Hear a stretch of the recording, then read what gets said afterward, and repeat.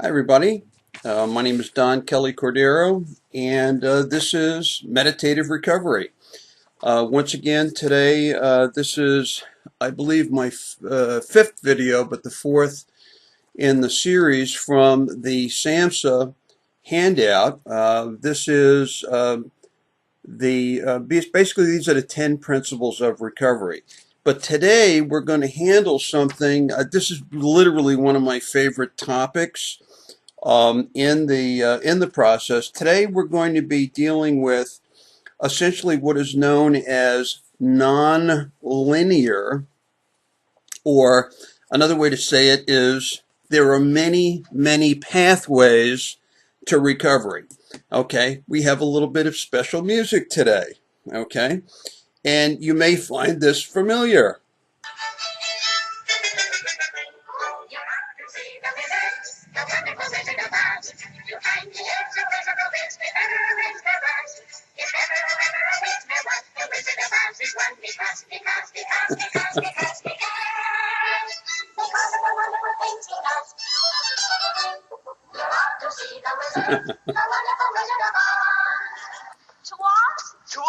Now, the reason I use that music is because I, all the time, talk about the yellow brick road of recovery. Okay? And we're going to do absolutely the same format, but today's going to be a lot of fun, in a sense, on a very serious topic. Okay, and my goal today is to help disperse, if you will, and eliminate some myths about the recovery process. Okay, and but let's go ahead and get into the meditation. We're going to have some fun with this particular show, but we want to do this again. We want to get into a place where we're really comfortable. And one of the reasons I like to do meditative recovery is so we get into a relaxed state, and in that relaxed state, we become more receptive and open to learning. Okay. I will also share that a lot of the stuff that I'll share with you, there's a type of learning called synthetic learning. You synthesize things. In other words, instead of just being fed facts, you come to conclusions on your own. To me, that's the best way you can learn. Not my system. Socrates actually came up with this form of education many years ago. But let's go ahead and get into the meditation. We're going to do, as I've done in the past and will continue to do, we're going to set up that first meditation where we can be very comfortable. We want to be relaxed. We don't want to be in tight clothing. We don't want to be in an uncomfortable place. You know, get yourself into a comfortable chair. Get yourself, you can be lying down on the bed, lying on the floor, absolutely immaterial. You just want to be someplace that's comfortable, where you can take the time without distraction to open yourself up for a little bit of suggestion. And I've said this before, if I have something that works for you, great, use it. If it doesn't work for you, flush it down the toilet. I have been through many different types of programs where the stuff just didn't work for me.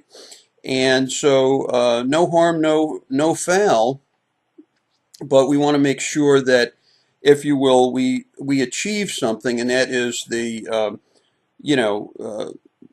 just the relaxation state, and use that as a bit of a healing process for the day. I'm going to go back in now. I'm going to open up another one of my relaxation videos, and here it comes. So we'll get this started. Go ahead and get yourself comfortable. You might want to begin with a cleansing breath, which I define as deep breaths. When you inhale deeply and let your abdomen expand fully. Fill the balloon, fill your entire abdomen with air if possible, and slowly breathe out. What we want to do is calm our rate of breathing down. And really look at this, as I'll always say, we want to take our 5-minute, vacation and be able to just chill out for a little bit. And if we learn something in the process, what could possibly be wrong with that? In any event, let's go ahead. I'm going to go ahead and start now, and we'll go ahead and this is another one of my favorites from the Honest Guys. Those guys have terrific stuff, and you'll see it in the credits. And definitely, if you like what you hear, by all means, go in and like their stuff. I love their stuff, so it'll be playing in the background. Okay, let's go ahead and feet flat on the floor. Get rid of your hands. Just make them comfortable. Get your head in a good point of balance. Sit as erect as possible if you're sitting up. Don't cross your legs. Try not to have things like that because, among other things, they build up heat and you'll find yourself having to shift positions. Today we're going to make ourselves really aware of our bodies. We want to feel all of our body, perhaps in a different way. It's about awareness, which will be talked about a little bit later in the presentation. But right now, as we close our eyes and we begin to concentrate on our breathing into our lower abdomen, we become aware of our feet. Get and keep your feet very comfortable where you don't have to move them. You don't have to shift anymore. You're finally in a position where you're really, really comfortable. And now if you feel pain in your feet or anywhere in your body, become aware of it. You want to, again, it's an awareness drill. You want to become aware of the things that are causing you pain or that are causing you stress, whatever. But now it's about the body. And in the process of doing this, the mind will quiet the mind and the body will follow, lockstep. It's just an awesome thing to do. So let your feet become now very still. And as I say all the time, we want to melt into our environment. We want to melt into the chair, into the mattress, into the ground, whatever. But go through a melting process. Every time you exhale, feel yourself getting closer and closer and closer to being, rock solid grounded.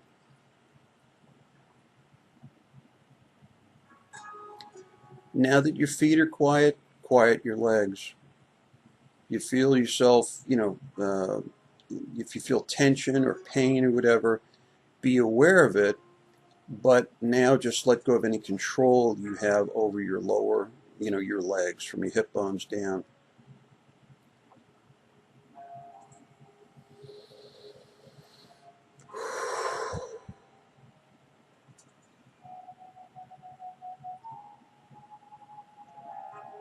And now let's go shoulders down to your entire torso. Front and back chest, front and back of your abdomen, your entire spinal column. Let it relax.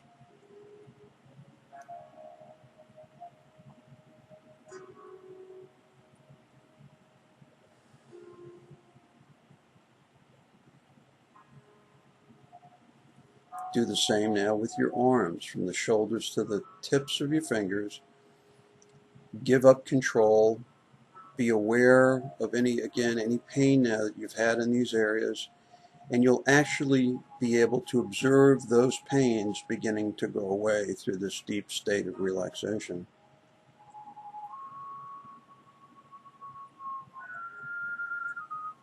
And finally, we do head and neck. Relax your forehead, let it just completely, if you feel yourself squinting or frowning, let that all go. Just let your face be like it might be if you were sleeping. Just let it be, quieted. Unlock your jaw. Let your mouth hang slightly open, almost like the distance you might need to open your mouth to just maybe have a straw in your mouth. But that way you're not clenching your teeth. Find that sweet balance point for your head. You might move it around a little bit, slightly, instead of being regimented like a soldier, let your head come slightly forward and you'll find that sweet spot where your head it's just no longer an issue for you to keep it in balance.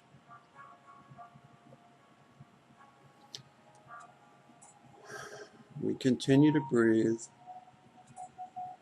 and as we exhale, we get closer and closer to the ground.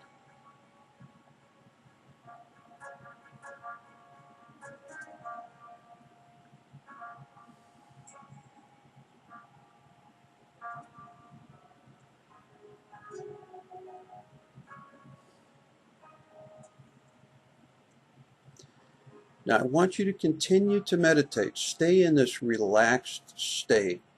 Continue to concentrate on your breath and listen for things that you can use in your personal recovery in this presentation. Again, I'm going to be reading, as you continue to meditate, I'm going to be reading some wording that comes from the SAMHSA working definition of recovery, or the 12 principles, if you will, I beg your pardon, 10 principles of recovery. And this one is, again, it comes from the National Consensus Statement on Mental Health Recovery. And we're going to be talking again about many pathways, it's called in some parts of the literature, and it's also known as non-linear. And we'll define that a little bit here in a minute. But SAMHSA writes non-linear. Recovery is not a step-by-step process, but one based on continual growth, occasional setbacks, and learning from experience. Recovery begins with an initial stage of awareness in which a person recognizes that positive change is possible. This awareness enables the consumer, we are consumers of mental health services, to move on to fully engage in the work of recovery. What I want to point out right now, in a relaxed state, in this meditative state, you have an opportunity to begin to become aware. It's sort of like if you've ever been in a crowded room and a lot of people are talking at one time, you may be able to hear a voice that you're familiar with, maybe a friend or a family member, and you can distinguish that voice from all the noise that is in that room. You have become aware of that particular voice. Today we've become aware of parts of our body that hurt. But there's also some magic in that we can now, we're now more receptive to learning. So let's stay here, and I'm going to make some comments on nonlinear. This is absolutely one of my favorite topics in recovery, and I frequently refer to it as the yellow brick road of recovery, just like from The Wizard of Oz. And I'll state this for you immediately, that Dorothy and others were on a journey. You too will be on a journey, and there are many comparisons we can draw from that experience that they had. Absolutely nobody can convince me that L. Frank Baum, who's the author of that fabulous story, was not very familiar with drugs and addiction. You may recall where the Wicked Witch traps Dorothy in the poppy field. Obviously, poppies are the source of opium, and obviously this guy had a phenomenal, absolutely phenomenal ability to create things in his mind. For some people, drugs do the same thing, and I'm very sure that L. Frank Baum was tuned into that. But a couple of things I want to point out is that it is non-linear. The recovery process it's not step by step. You can't. And it's just not a straight line. Um, you are going to be on this journey, on this road to recovery, literally for the remainder of your life. Um, what's interesting is it gets easier to be on that road of recovery. At first, it's just like being in Munchkin Land. You keep spinning the circle. Um, you just keep turning in a circle, or what I call spinning the drain. I've brought it up in other videos. But we want to be able to step out, and sometimes it takes huge amounts of courage to do that, to step into the unknown. And here's another thing that's real interesting about the Yellow Brick Road. Everybody who is in recovery, whether it's straight mental illness or mental illness that's accompanied by drug abuse, there's so many parallels. It's just unbelievable. But we're all on that Yellow Brick Road. I'm on the Yellow Brick Road. Everybody who's seeking recovery is on this journey. And what I like to tell people is, like in my case, I was in Munchkin Land for years. I just kept spinning that drain and getting no place. No matter how much encouragement I thought I was getting from the outside, ultimately it's up to every one of us to step onto the path that's going, to help us accumulate knowledge and make a better life for ourselves. Now, what's interesting about roads is that um, roads go places, of course, but they have potholes. Roads have potholes. They also have drainage ditches, okay, in some cases. And occasionally, we're going to step into a pothole. We are going to do it. Sometimes we're going to go off the road and end up in a ditch. So what do? Well, those of us who are determined to recover, we get right back up on that road. But here's what's interesting. Um, by having someone slightly ahead of you in the process, whether it's specifically a sponsor in a 12-step program, or somebody who's been there. In my case, I'm a peer. I'm just like you are. I've been there, done that, and I've been through enough of the Yellow Brick Road where I've dealt with the brainless, right, the heartless, the cowards, seen the wizard a time or two, and yes, I've even dealt with the flying monkeys. Oh yeah, the flying monkeys. Um, but here's what's interesting. I don't know where my journey is going to ultimately end up. There are many pathways to recovery, as it says in the literature. But the point is that we want to get closer and closer to an understanding that will, ultimately deliver us from the suffering associated with mental health recovery of any kind. We just want to recover. We want to have a better life. The people that are slightly ahead of me on the pathway, I seek their help. Why? Because wherever I am on the road to wherever they are on the road, they can point out the potholes and they can point out the ditch. What's interesting is I still might step in it. I still might, in the case of drug use, I'm only one bad decision that'll get me into one of those potholes or off the road to recovery in a ditch. There are setbacks. And the name of the game is we want to become aware and stay aware. When we get distracted, we have a tendency to step in a pothole or go off the road into the ditch. We want to stop doing that. We want to heal. Now, this is something that is for me, very, very important about awareness. And I want you to become aware of this today, especially if you have a history of drug abuse.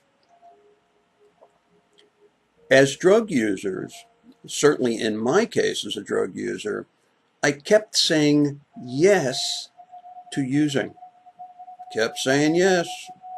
I kept going and getting my drug of choice all the time, just kept doing it, saying yes. And I want you to think of, a scale, okay? And on one side of the scale, over here, we put the yeses.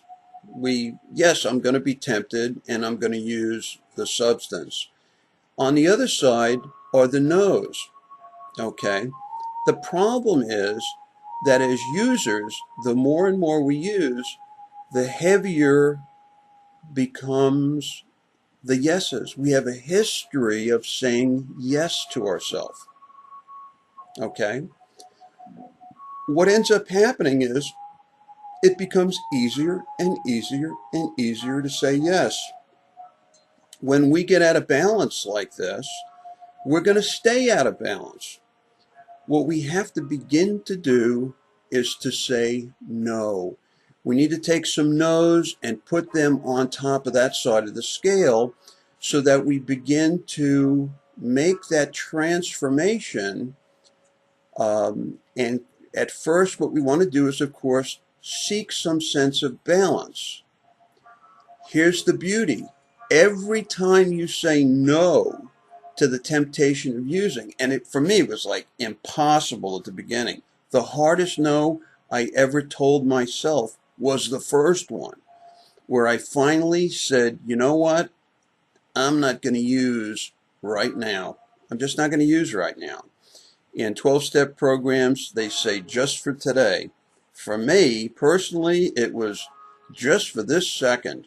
And I had to say that to myself all day long at the beginning. I had to resist the urge to use my drug of choice. What ended up happening was I said no for the first time. And I was like amazed at what happened at that moment. I was like, wow, I can say no and I can survive.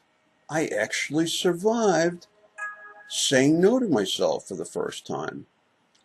Well, then I did it again. And then I did it again. And over, I told myself no. So I started to come in again into that, instead of having all these yeses dominating me all the time, I began to come into something more even. And when I got more or less to that even point, I really, an interesting thing happened. Number one, I became proud of myself. I became very proud of myself that I was finally establishing within me a very positive resistive force to my urge or these urges to use. It was terrible.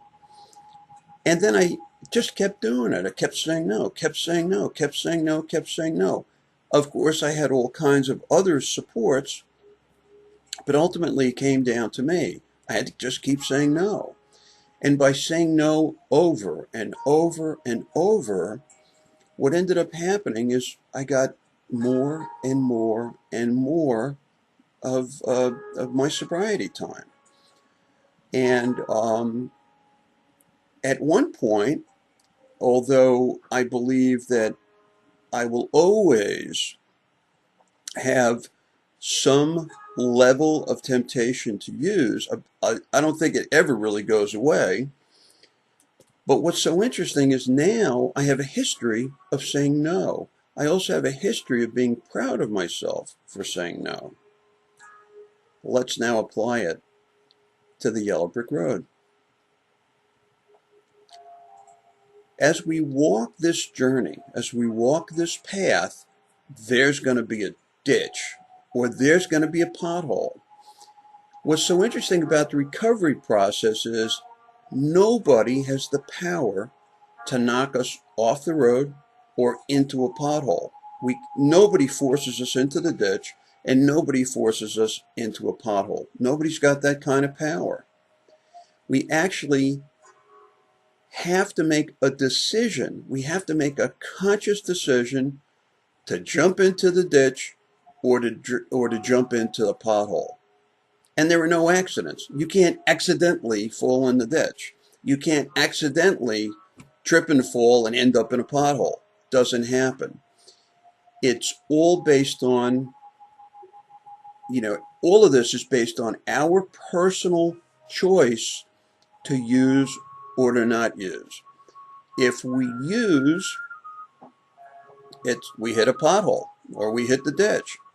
Now, here's something that I'm sure there's going to be lots and lots of pushback on, but I don't really care because I read the white papers.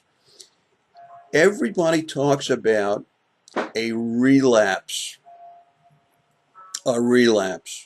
okay? And that if you were to use, you've had this total meltdown and you go right back down to the bottom of the drain, okay? It is my personal experience, and it is also the opinion of people at SAMHSA and other organizations with a lot more experience than I have, that they are now introducing what is known as a lapse, not a relapse. Get the difference, a lapse. And here's how I like to think about that. We're at a pool party, okay? Everybody's sitting around the edge of the pool, and some of us jump into the water and we get wet. That is, if you will, we've been trying to stay dry, but we make an election to get wet. If you get out of the pool and you dry yourself off and you never go back in other words, you get right back on the road to recovery, and you haven't had this total meltdown. You go, Jesus, what did I do that for? And you then get right back on the road. It is now acknowledged that that is a lapse. However, if you go back into full-blown addiction, or you're having full-blown problems again because maybe you came off your medication, or you stopped meditating, or you stopped the process, you've made an election to not follow that path, and you've totally melted down, that's a relapse. You got to start over, okay? Now, SAMHSA in the wording has just made it very, very clear that there are going to be some setbacks.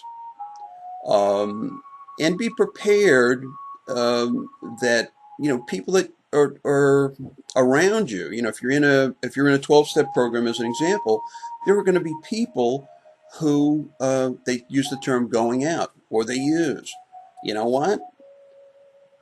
It's my prayer that nobody does. But if they do, that doesn't automatically make them bad people. And it doesn't automatically make you a bad person if you do. It just makes, you've said yes, and again, you're throwing that scale off balance. Every time you say yes, right, there's a tendency for the scale to weight itself toward yes instead of weighting itself toward no. Things get out of balance. When you get out of balance, there's a tendency to use again.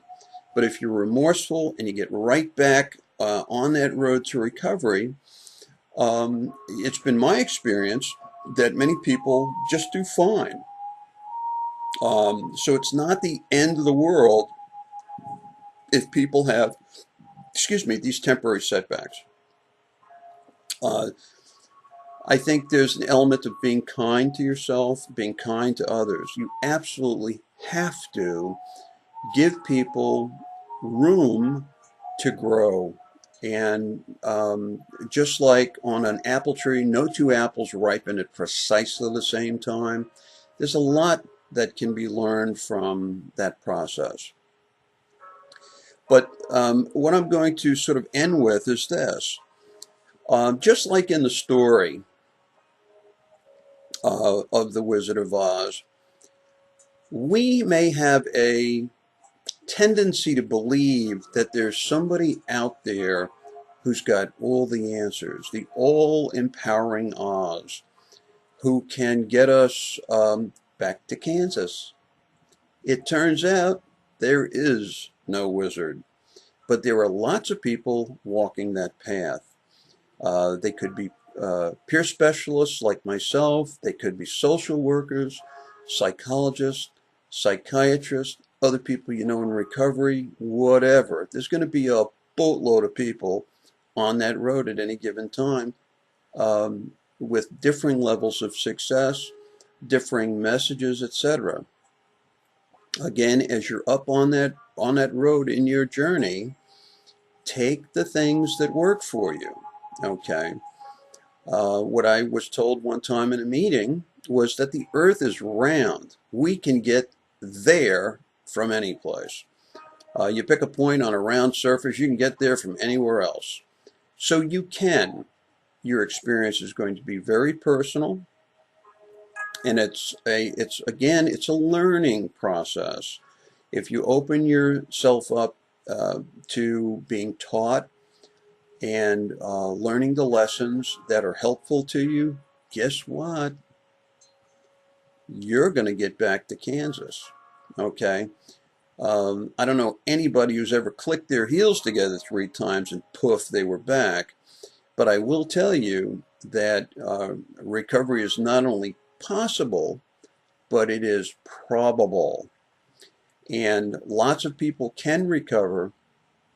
The difference between people who do recover and stay away from lapsing or relapsing, these are the people with the determination, but more, they have built up that bank. They have built up that bank where they've said no so many more times, you know what I mean, that it's thrown it into a favorable ratio.